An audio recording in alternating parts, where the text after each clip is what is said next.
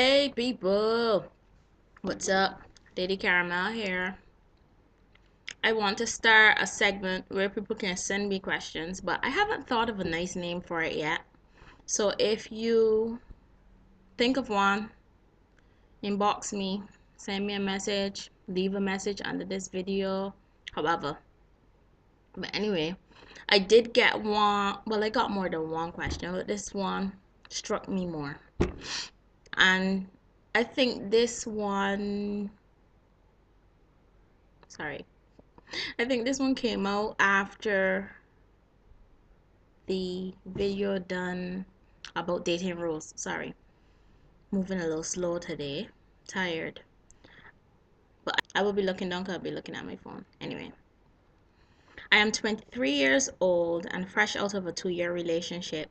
Was hurt very badly and loved strongly. I know I can't go back. He is not good for me.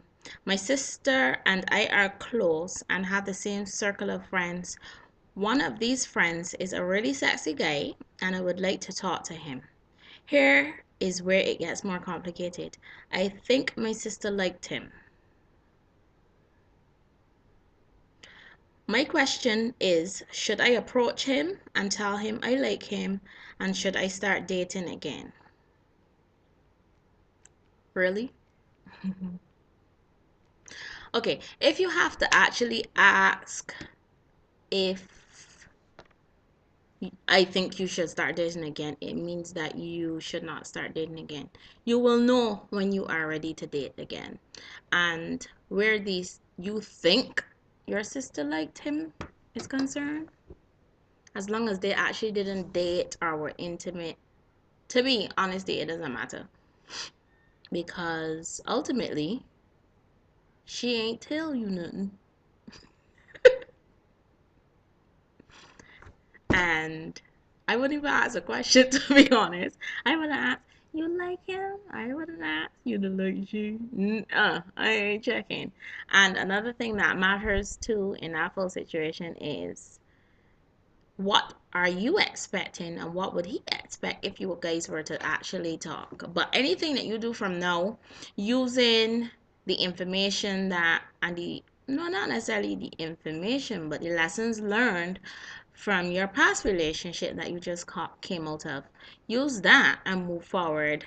And another thing, as girls, as women, have to evaluate is the type of men that we attract to our lives, because plenty much of us attract the same kind of personalities, and unfortunately for us, those personalities are normally destructive personalities, or personalities that are not compatible with ours.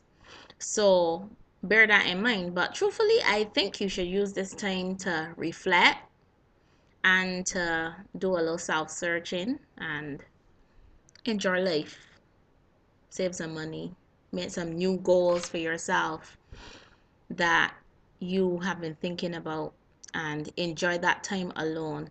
And if this person is around, you should have told me if he actually has a girlfriend. You should leave men with women alone, please. And if he's not in a relationship, men know when we are interested in them. And if they ignore us, it's because they don't want us. Did you watch that movie, He's Not That Into You? Hell, that movie's a real shiznit. That's it. He's not that into you. If men are in, there are some that are clueless, but generally men know when you like them. And if they don't make that move, it's not because they're shy. I'm sorry, that's not, my opinion might be different, but it's not because they're shy. They ain't want you. Anyhow, but find out if he would even be interested by not necessarily a direct question, but in interaction, you ask certain questions and he will get that inclination if he hasn't gotten it before. But if you are interested, I think you still should take that time, but keep him there however you can. Go with him or whatever, because you wouldn't want him to go get interested in somebody else and then you lost your chance. That's another factor there. But soul search. Ultimately, that's my thing for you. Soul search, heal. Take your time and heal. However you need to heal. That's legal. Right. But enjoy. Use your friends to distract you. And if he's going to be that distraction, so be it. And then I got another message that it was a very short one. It was just someone asking what I think about long distance relationships. Personally, personally, long distance relationships would not work for me. I am like most men, out of sight, out of mind. That is the truth. So, they would not work for me. But I guess they work for other people, at least, especially in this day and age where you got your Skype right back and your iPhones and smartphones and smart TV and smart this. I think actually the electronics might be smarter than us, right? So, because of that, it makes it a little easier. But then where the touchy-feely thing comes along, obviously, they ain't dear. If you're there, you get cheap and I ain't really sure. But they definitely ain't gonna work for me. If it works for you, two thumbs. Wait. That's hilarious. Two thumbs up. But they would not work for me. And I really wouldn't suggest that you even try it.